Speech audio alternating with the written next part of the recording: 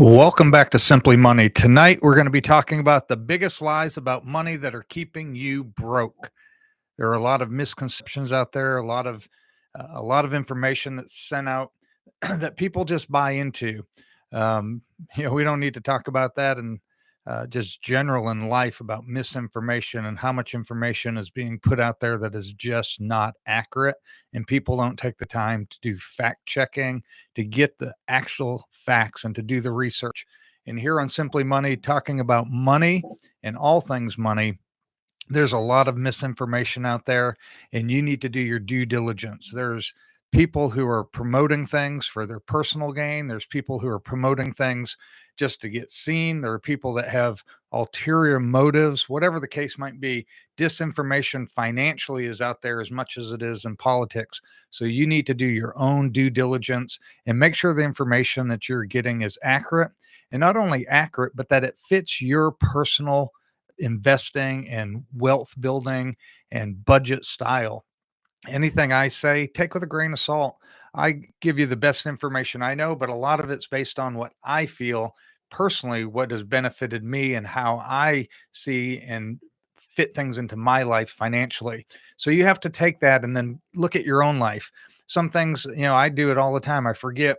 I'll be given information and just sharing my opinion, and I forget, I'm almost 56 years old. I know you can't tell with all this, black hair I got going on here, but at almost 56 years old, my style and my approach to investing is drastically different than someone who's 25 or 35 years old and what they're doing. So sometimes even what I'm saying, you have to look at that and say, well, is he talking about everybody, or is he talking about just him or people in his age group? So you have to just see what it is and take that. And I appreciate that call out. Yes, Brandon, I am an old man, and so old I have two grandbabies now. I'm proud to say I just had a second granddaughter the other day. I'm so excited. Raising three boys was fantastic, but having grandkids is even better. Let me tell you what, it is the icing on the cake of having kids. So let's get started today with the biggest lies about money that are keeping you broke. And I just want to start out with some stuff before we get into the actual meat of it. But what would you think if I told you that some of the most common financial advice you've heard is actually keeping you poor, or keeping you broke?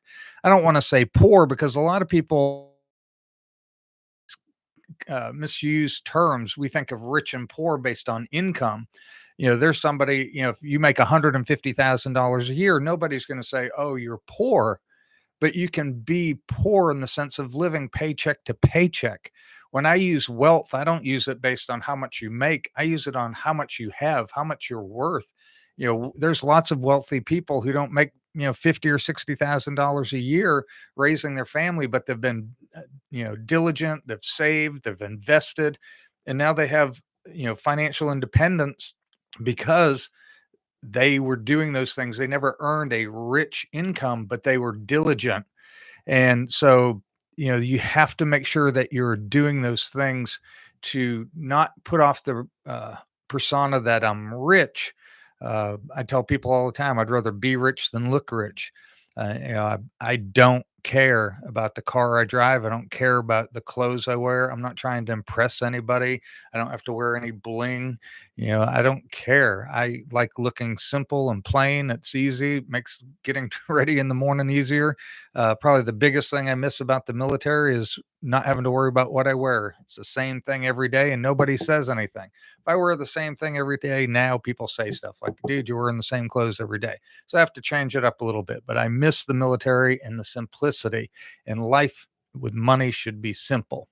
So we're going to look at a couple things. Let's start with this before we get into the lies that are keeping you broke. The average mutual fund cost investors over $150,000 in lost returns. This is by a report of Personal Capital that they found the expense ratios of just 1%. That's why I talk a lot about when you're investing, look at those expense ratios. Sometimes you can't help it. If you're in your work 401k, you're going to have a list of funds that you're able to choose from typically. Some really good employers will have, other ETFs and options, but a lot of 401ks are restricted to just a handful of mutual funds. And so you're stuck with what you got. So it's still better to invest than not to invest. Don't let expense ratios keep you out of investing. But if you can find comparable ETFs to mutual funds and reduce your expense ratio by just 1%, that 1% reduction can save over six figures over a lifetime. I don't know about you, but I'd rather have an extra 150,000 dollars in my portfolio when I go to retire than I would in my financial advisors or the mutual fund manager's portfolio. So remember that cost, the expense ratio, and then the other costs that you'll see in various funds. It's important to understand those. Another just fun fact before we get into the lies is high interest debt traps millions of people. The average credit card has an interest rate over 20%. It's just, it's hard to say. It's hard. I just swallow hard thinking about that 20%.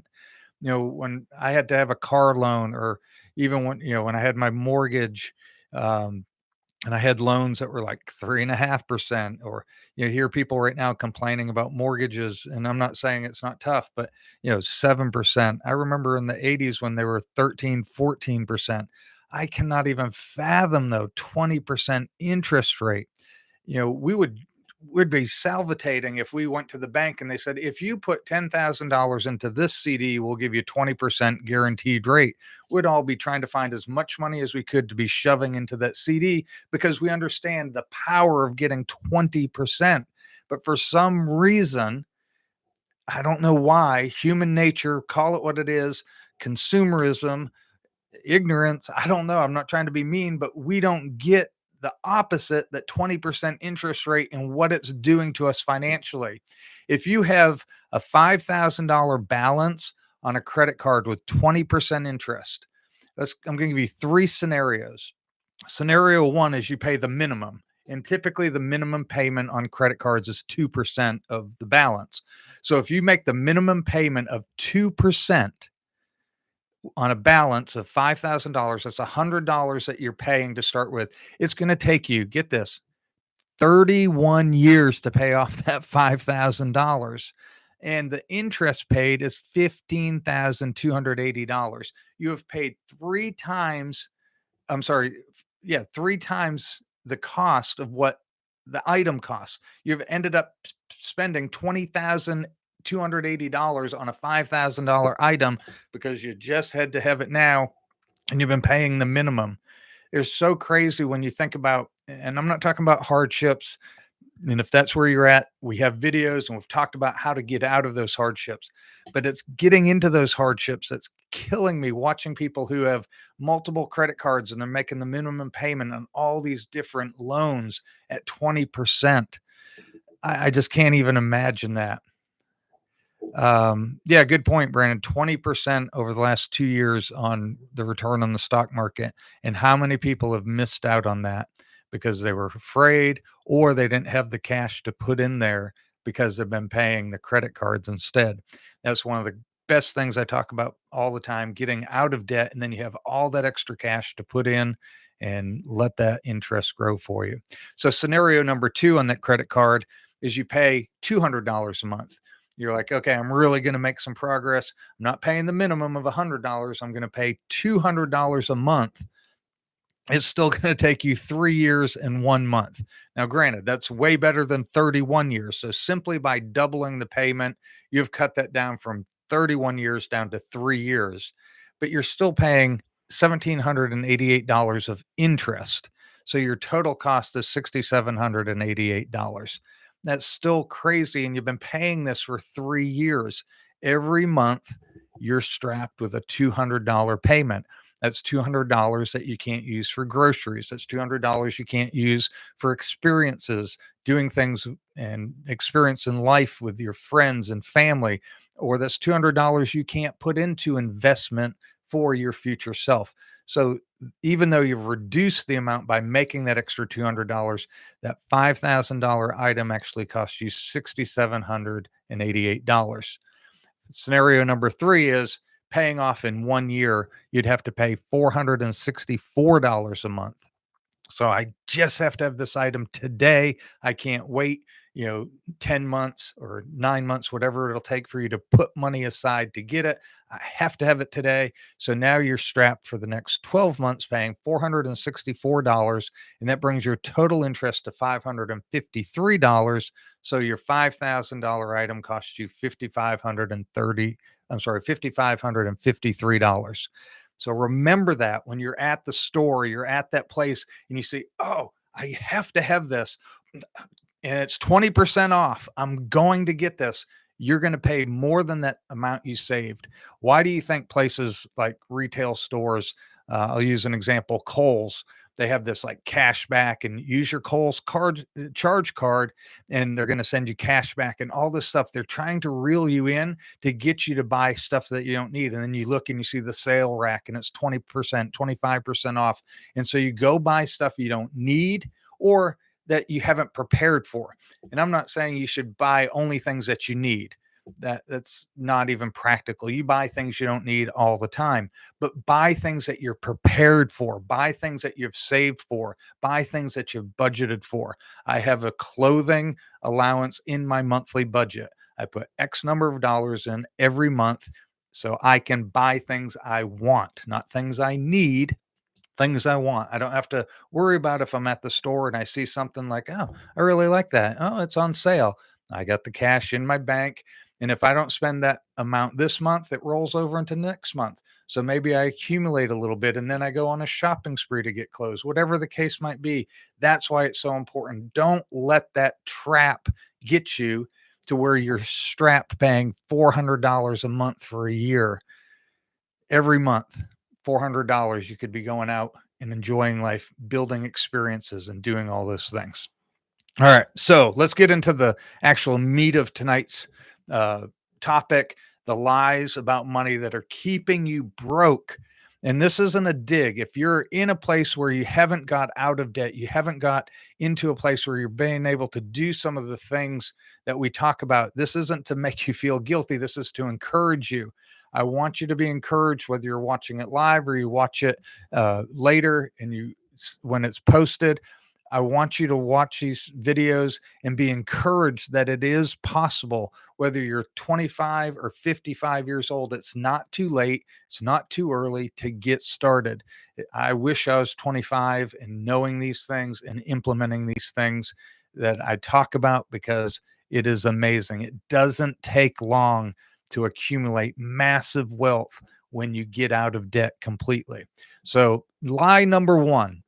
lie number one that's keeping you broke is you need to have a high income to build wealth. We hear this all the time. We see it on social media.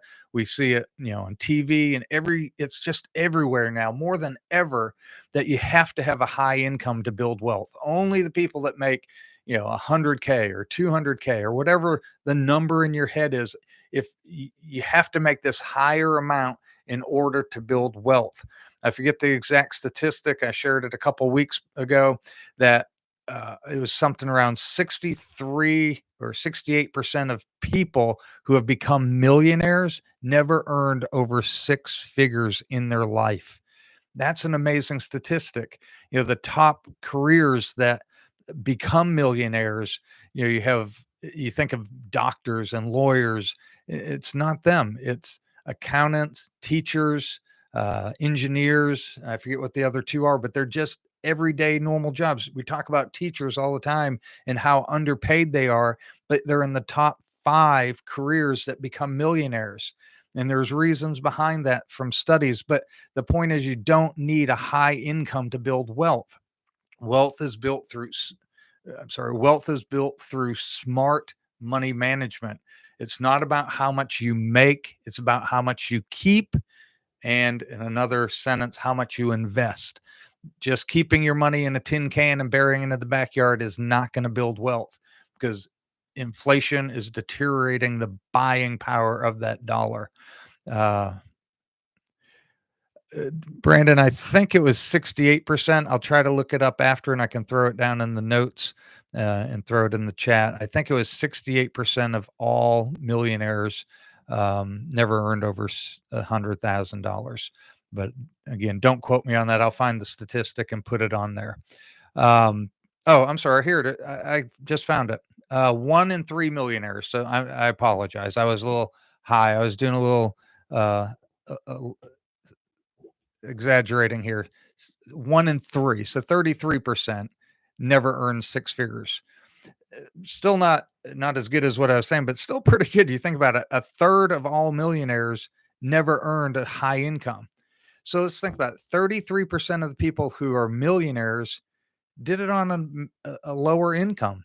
So that lie is what's keeping a lot of people poor. They're like, "Oh, I only make 50,000. I only make 80,000. I need to make a big income to get wealthy." And that is just not the case. Focus on your savings rate. 20% savings on 50,000 or 200,000. You think, "Oh, well, the 200,000 they're going to get rich quicker." But if they're only saving 20% of their $200,000 salary, it means they have a higher life uh, cost. Their cost of living is way higher. So the 20% is equaling on your cost of living toward your building wealth and what it will take for you to become financially free, because the person making 50,000 saving 20% doesn't need as much to get that financial freedom to continue living the same lifestyle. So the percentage is what's important. Invest early. It doesn't matter.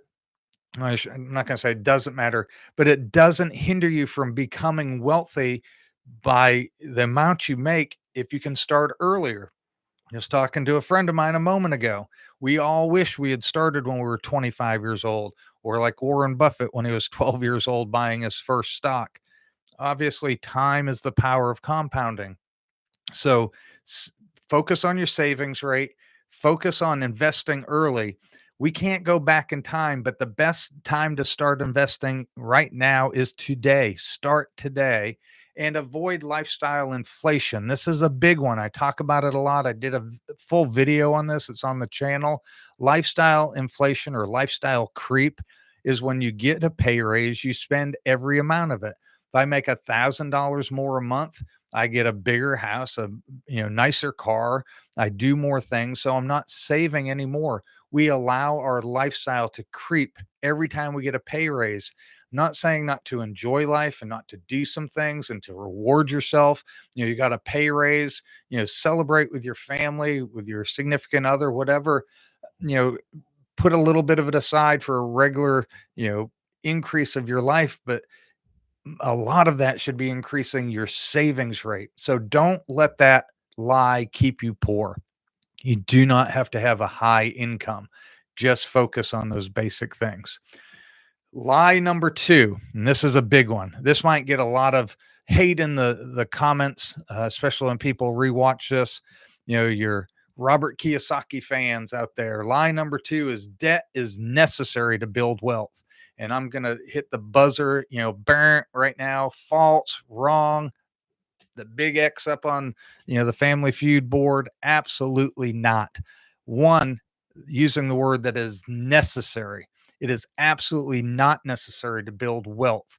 In fact, more people who borrow money and use money or use debt to gain wealth end up bankrupt than those who go the other way. It's not as fancy, it's not as flashy, it's not as exciting, but getting out of debt and then investing slow and steady into safe ETFs, index funds, mutual funds is not sexy at all, but it is smart, it is slow, and it is shown time after time, long term, that you will build wealth.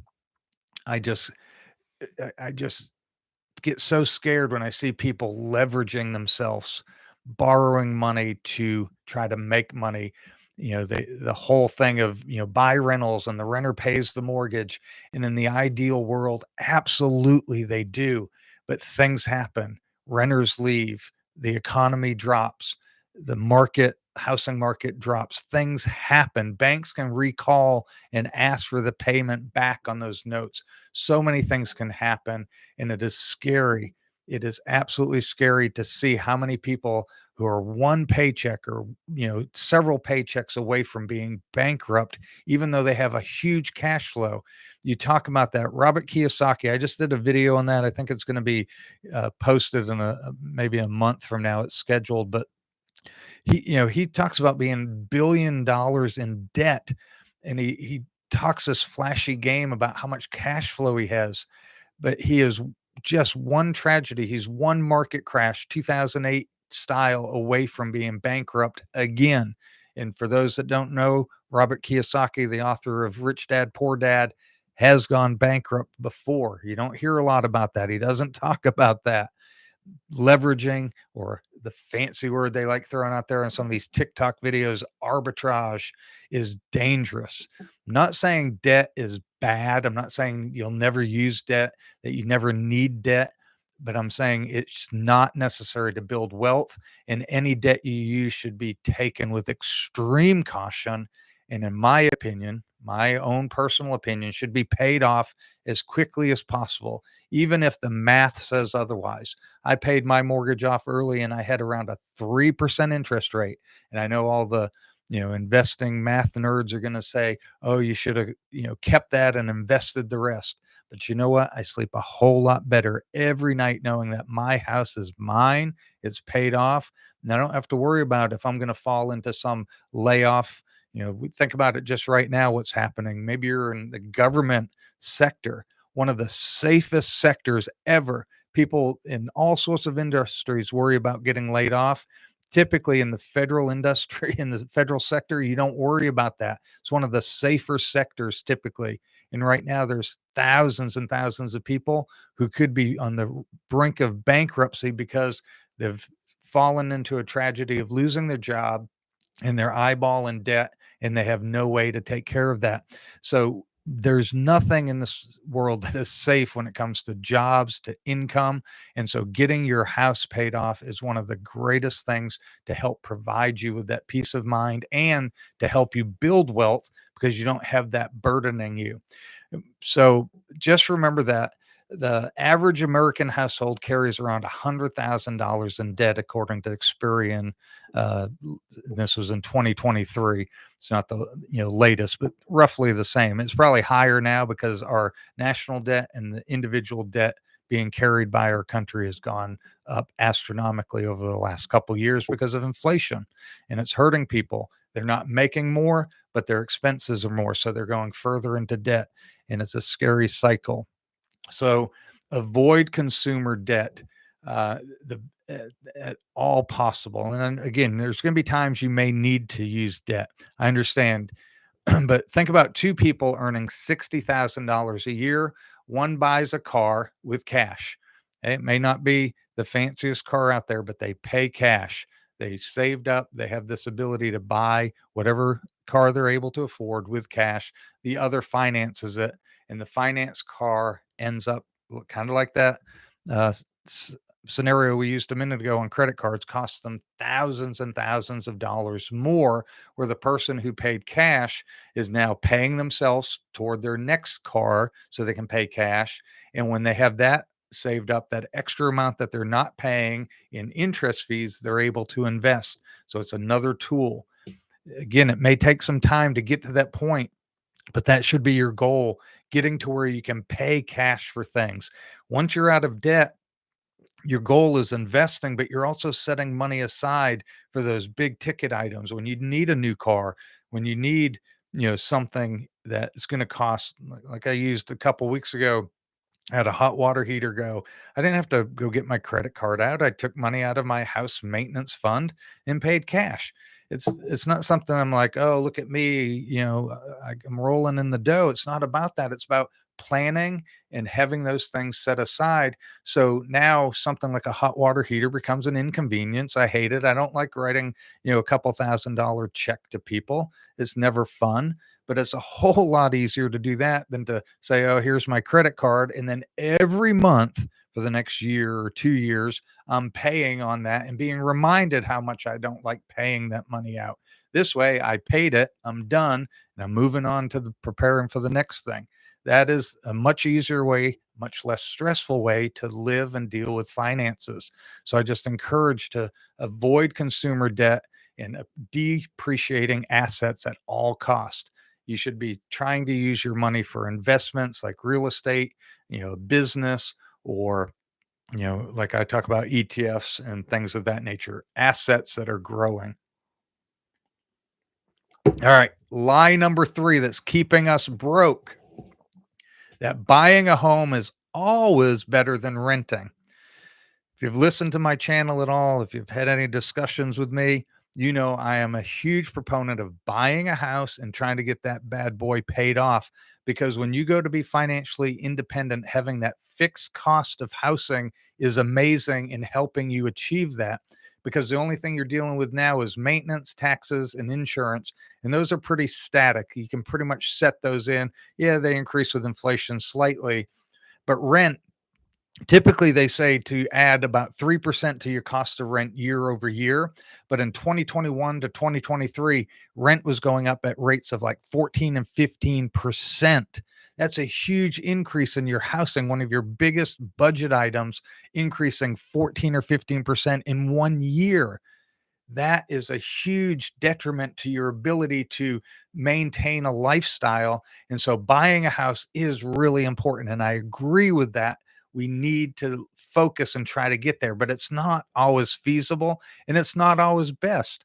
On average, it's about 7 years to break even on the home purchase due to your, transaction fees, and depends on the market you're in and fluctuation. You might get lucky and you buy low, because buying a house isn't always about timing it. Sometimes we're lucky and we can buy when it's low and sell when it's high, but a lot of times we're buying because of necessity. Whatever the market dictates, that's what we're paying. Whatever interest rates are, that's what we're paying. So it can really depend on your situation. That's why it's not always better to buy. I encourage buying, but renting sometimes is a wiser choice to be able to have that fixed cost, in the sense of I don't have any maintenance, I don't have any other fees. I can just have this rent. I can plan in, that cost of increase over the next couple years, but I'm going to take the difference that I'd be spending and I'm going to put that into a savings to help put toward a down payment. So it can be beneficial. If you move a lot, it can be beneficial. If you're, in a career where you have to move a lot, military people, I knew some guys in the military who every station they went to, they bought a house and then they would rent it out, but that doesn't always work out because now they're carrying all these mortgages.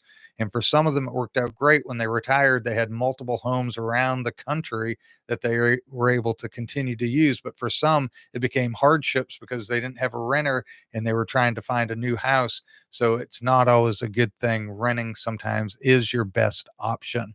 So run the numbers. That's all I can suggest on this is run the numbers.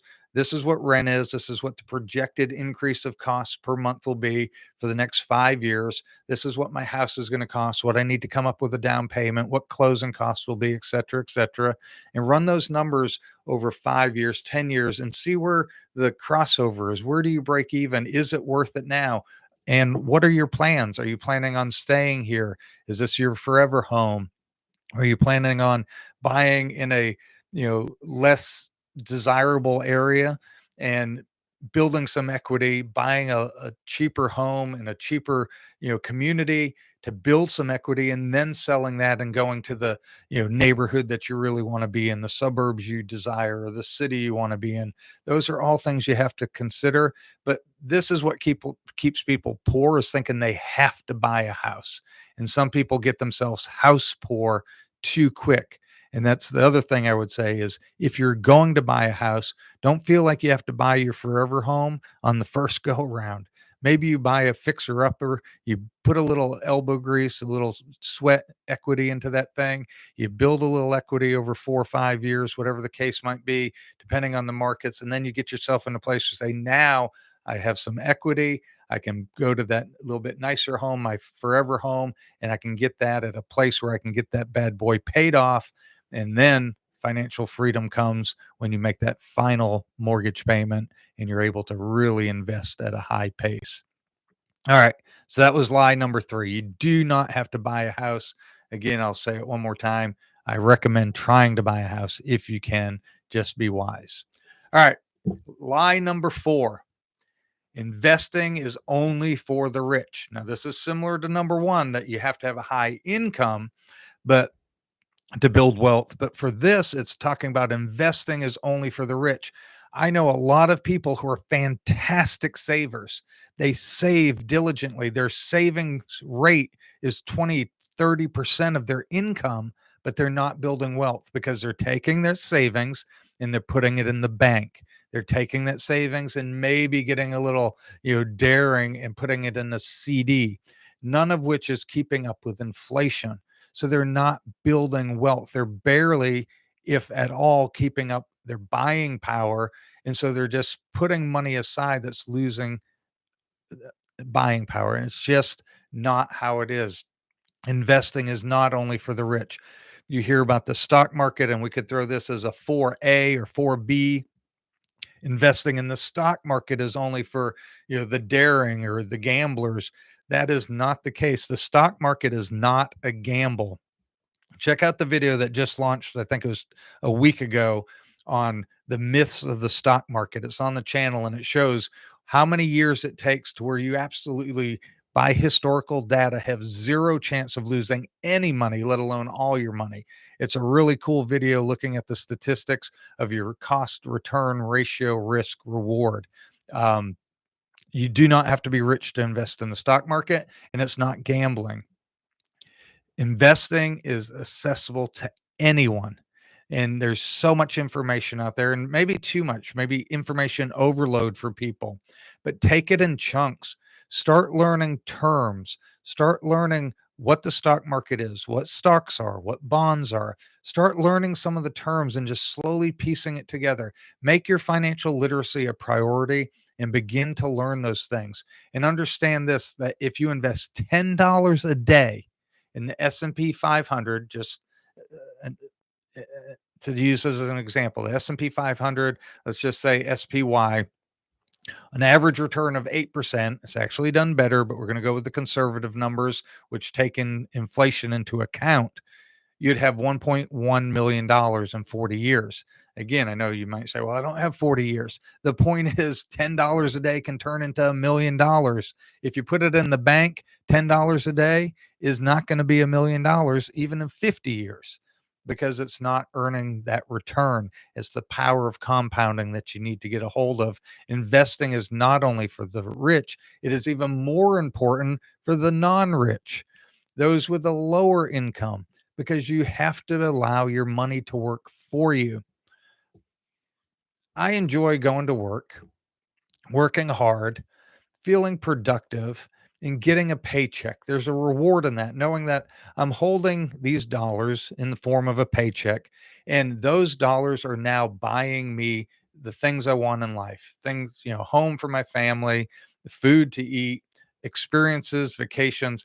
That hard work paid me money. That is a great feeling. It's, maybe it's a man thing. I don't know. It's a satisfactory thing to know I've worked, I've labored, and these are the rewards of my labor, that I can now do things and provide for myself and others. But you know what's even better? Waking up and there's a big fat check in your bank that you didn't do anything for because it rolled out a dividend. Today was dividend day. And guess what? I got $2,500 in my bank. That type of thing. When you wake up and you see, oh, I didn't have to do anything. That money that I already earned, that I already sweated for, that I already labored for, I invested that. Now that money's working for me. Instead of me working for my money is working for me. And whether it's a rental that you're getting that regular paycheck, whether it's some other asset that's paying, however you invest, for me, my favorite is dividends because it is extremely passive. Rentals, I still have to deal with some things. I have tenants, I have maintenance, just things you got to deal with. Sometimes not overwhelming, but it's still not passive. Dividend income is extremely passive. I make the investment, I do my homework, I figure out what I want to invest in, I invest in it, and I leave it. I let it ride. Those of you that watch this channel know one of my favorites. Well, my favorite dividend investment is SCHD, because not only does it pay me a dividend, that dividend grows on average by 11% every year. So my dividend gives me an 11% pay raise year over year. Imagine your job if every year you get an 11% pay raise. You'd be happy with that, I think. On every year you're getting 11%. My dividend that I don't work for, I put my money to work for me, pays me. You don't have to be rich, and don't think it has to be big numbers to start with. I know people you watch. There's one lady I like watching. I think her channel's called Mummy Trader. She's very transparent about her and her husband's income, and she shows her dividend amounts. I do appreciate people that do that. I'm just not comfortable putting out my numbers out there for the world to see. That's just me personally. I appreciate people like her that do that. But the point I want to make is she'll put out there like, "Hey, I got my dividend today for this stock or this ETF, and it was like $2." And then others she's making, much more on. But the point is those $2 dividends add up and you have all these different things. And then over time they're accumulating and they're building, they're snowballing. So don't feel like even when you're investing $10 a day and you're getting those, $2 dividend payments that like, oh, this isn't making a difference. Time will begin to snowball, and before you know it, you're going to wake up and have those $2,000-3,000 dividend payments hitting your bank, and you're just going to be like, oh, this is amazing. As you're traveling, as you're doing things, as you're enjoying life, all of a sudden you realize, oh yeah, today was payday, dividend day, and there's a big fat check in your bank again. So don't feel like you have to be rich. So let's see here, another stat. Someone who starts investing just $50 a month at age 20 versus someone who invests 40 or $50 a day or a month, sorry, $50 a month at age 40, they're not going to have twice as much money. They're going to have about 5 times as much money because of that 20 extra years. Time compounding is amazing. The later you go with it, the more impactful it is. Think about wherever you're at in your investment journey. If you're way past this, then you'll really understand it. But if you haven't gotten here yet, you have to think about this, the journey of, I can't wait until my portfolio hits $100,000. My IRA, my 401k, whatever investments you have, that day when you hit $100,000, you're like, oh, wow, what an achievement. Maybe it took you 5 years, maybe it took you 10 years, however long it takes you to accumulate that amount. It's an exciting feeling that you think, oh, I've accumulated $100,000. But as time moves on, as you continue to build that wealth, imagine that you're making that $100,000 in interest and accumulation, asset and appreciation, dividends, etc. All that adding. When your portfolio grows by $100,000 in a year or in 6 months, because you've allowed that accumulation to take place. And if let's just use an example, if you have $1 million in the S&P 500 and you had that in there last year, you would have made $200,000 because the market grew 20%. Actually, I think it was 24%. So you'd have $240,000 increase in a year. It took you years and years to get to that first 100,000, but because you started small and you allowed it to accumulate those big, massive numbers that you think of, oh, reaching $100,000, a great milestone will happen so quick because of the compounding on those larger numbers. It just takes time and you need to be patient. And that impatience is what keeps us poor and broke because we just think, oh, it's not worth it. So we don't do it. We allow that to keep us out of it. All right. Lie number 5. Retirement means you need millions of dollars. Now, I know I just shared about building that wealth. If you have a million or millions of dollars, that's awesome. Those over $1 million retiring, again, don't quote me on the stat. I read it the other day. It was roughly around 6% of people retire with that amount of wealth. That's not a big percentage, but you know what? It is so easy and possible to do for those who are starting early and those who are working on their debt, but you don't need it. A lot of people think, oh, I need $3 million to retire.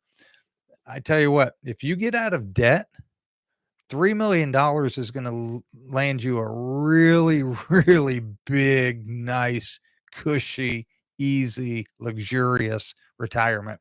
Because that's easy, 150 to $180,000 a year, hardly even touching that principal, if you touch it at all, depending how you invest. But you don't have any debt, no house payment, no car payments. It will be easy. Now, let's think of this. You don't need $1 million if you get out of debt. If you want that, great. We're not going to go there. We're talking about those who may never be able to get there. That's why I focus so much, because only 6% of the people get there. So let's focus on the 94% who don't reach the $1 million plus mark. Your biggest asset will be getting out of debt. Using the 4% rule, $1 million can provide $40,000 a year. I'm not a big proponent of the 4% rule. It's a nice guide, it's a nice rule of thumb. But if you're invested well, you can easily, don't take this as financial advice, do your own due diligence. And if you go and do this and it doesn't work out, you can't come back at me. But this is where I'm at through history and data. And if you're invested properly, you can be pulling out a lot more than 4%. And a lot depends on, do you want to leave a legacy for your kids? All these types of things, but you don't need $1 million. Figure out, even right now, what is it that you spend month to month? What are your expenses? Then think about, if you didn't have car notes, you didn't have credit card notes, you don't have student loan debts, you don't have a house, remove all of that. What is your budget now? That's what you should be focusing on. Okay, now this is what I need to be able to provide for myself in retirement. Then think about, are you going to have a pension or Social Security? I know there's a lot of fear about all that right now, but those are things you have to consider too. You know, the average person's getting $1,600 a month on Social Security. You know, that's 18, $20,000, depending where you're at in there, a year. So if I need $40,000 a year to live, or 50,000, well, I don't need that now because I have this other income. So there's a lot of things to look at, and don't take these numbers that you hear, how much you need to retire. Um, my expenses now are way less. My three boys are gone. They don't live at home. They don't cost me what they did when they were growing up, when I was paying for sports and glasses and family insurance versus me and my wife insurance. We don't have those expenses. When we go out to eat, it's me and my wife, not me and three starving boys eating everything they can find in the restaurant.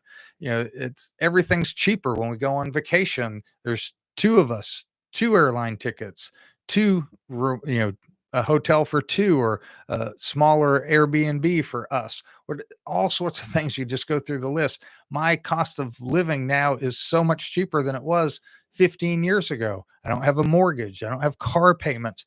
All those expenses are gone, and I don't have to worry about those things. And that's why I don't need millions of dollars to retire. And I encourage people. That's why I started this channel, because I see so many things out there like, I need 3.5 million to retire. If you have $3.5 million, you're in the about 1.2% of American people who retire with that amount of money. You're watching too much TikTok, you're watching too many other things, or you're trying to live the baller life and you're on the pauper paycheck, and you need to get your priorities and your things aligned to where you can live the life that your income allows you to, and not feel like you have to keep up with the Joneses. So that's just, those are the lies that keep us broke, is we feel like, oh, I need $3 million, and we look at it and think, oh, it's going to take, I'll never get there. We do the math, we're like, we can never reach it, so we don't try. And that keeps us broke. Instead of saying, you know what, okay, maybe I don't reach 3.5, maybe I reach $900,000. Well, I'd rather have $900,000 and retire and try to figure it out than I would retire with nothing, because I lived my whole life going, well, I'll never make it to 3 million.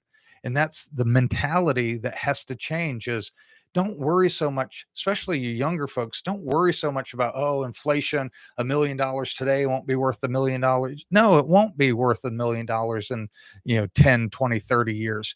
But whatever you do save now, don't forget, if you're saving 20% of your income today and you're 30, when you're 50, you're probably making a lot more than you were when you were 20 or 30. So that 20% is going to be much higher. So when we're doing our math and figuring these things out, a lot of people we don't take in consideration. We love to use inflation when it impacts us negatively, but we don't think about the positive impact of inflation. And we definitely don't think of the positive impact of compounding interest. So what is something, throw in the chat, what is something like a lie or a myth or a financial advice that you have heard that you feel like, I used to believe this, I don't believe it anymore. I'd be curious what other people think. Throw that in the chat. I'm going to throw mine in here. I'm going to type real quick. Mine was that debt was needed to have credit. And that's the vicious cycle. Debt was needed to have credit. We better put the clarity for people that read this later. That is a myth because, yes, building credit takes debt because debt is what they want you in. So you'll continue in debt and they worry about your credit score. How many times have you heard someone say, yeah, I wish I could marry someone that had an 800 plus credit score? I really don't care because if they have an 800 plus credit score, it means they probably have a crap load of debt. They may have managed that debt well, but they probably have a crap load of it. So I don't want to necessarily worry about my credit score. My credit score is fine, but and I'm not promoting this, I use a credit card. I pay it off every month. I've been doing that for years. I haven't carried a credit card balance in probably 25 years, whatever it's been. It's been a long time. I don't discourage people using credit cards if they can manage it. If you can't manage it, get rid of the damn things. Just throw them away. Brandon, yeah, when the market goes down, get out. Oh gosh, one of the biggest lies. Get out of the market. It's going down. And that's my philosophy now. And I know a lot of people same way. When the market's going down, I'm sitting there going, okay, I need to go look at my budget, see if I can scrape up some extra cash this month. The market just dipped huge, 10% this month. I think I want to invest a little bit more. That's my mentality now. I don't want to get out when the market's down. I don't want to get out when the market's up. Because I'm not at the point of using that money yet. So it doesn't matter to me. When the market's down, I buy. When the market's up, I buy every month, every 2 weeks, every week, whenever my paychecks come in, whatever my budget is, I am investing. It doesn't matter. Up, down, dollar cost average. So yeah, great point, Brandon. Don't get out of the market when it's down. Oh my gosh, please don't, because you've locked in that loss. You're stuck. And then the market will start going back up, or you'll chase the hot stock that everyone's promoting. Look, this is rising. You got to get in now. Well, when you're hearing about it, means it's already had its probably big up push and you've probably missed out, and you'll get in and then it'll have a big dip. You know what? There's lots of stocks we could go through, Apple, Amazon, Microsoft, Nvidia, all of these stocks. They've done amazing. I'm not saying they're bad stocks. And if you're into some of those, that's great. But single stocks is very dangerous. You need to be diversified, get through those things. So those are the 5 big lies keeping us poor. I appreciate you being with me tonight. I appreciate the comments. Those that are going to watch it later, feel free to throw comments in there. Oh yeah, another one. Thanks. Day trading is the way to go. I don't like day trading because that is very speculative, and I actually know somebody who lost probably about 50K doing that. They kept saying, "Okay, tomorrow I'm gonna figure this out." And they kept trying. Does it mean nobody makes money day trading? No, absolutely. Some people make money day trading, just like some people make money being leveraged on rentals. We hear about them. We don't hear about the higher percentage of people who lose money from being leveraged. Don't hear about the higher percentage money who lose money day trading. We don't hear about that. And I'm with you, Brandon. I may as well go throw my money on the roulette wheel and see what happens. It's to me the same odds. read the statistics. You can look it up. The number of people who lose money day trading is very few people who actually make money. It's kind of like those multi-level marketing. They'll say, "Oh, look, so and so. These people are making hundreds of thousands of dollars a year selling this product." They don't show the 99.9% of people who have lost money getting into them. Same way with day trading. Same way with the casino. Casinos aren't you go to Vegas. All you have to do is go to Vegas, look around and see the money flashing and all the neon lights. You know they're making bank because more people are losing than winning. They don't mind. They love advertising. Oh, this person won the $2 million jackpot. They love advertising that because it brings more people in because the 99% are losing and they're making bank. Day trading is not a good way to go. So that's it. So again, thanks for joining me on Simply Money today. I appreciate those watching and I appreciate those that'll watch later. And if you have questions, throw them in the chat. I'll try to answer those later on. And as always, we'll see you next time on Simply Money.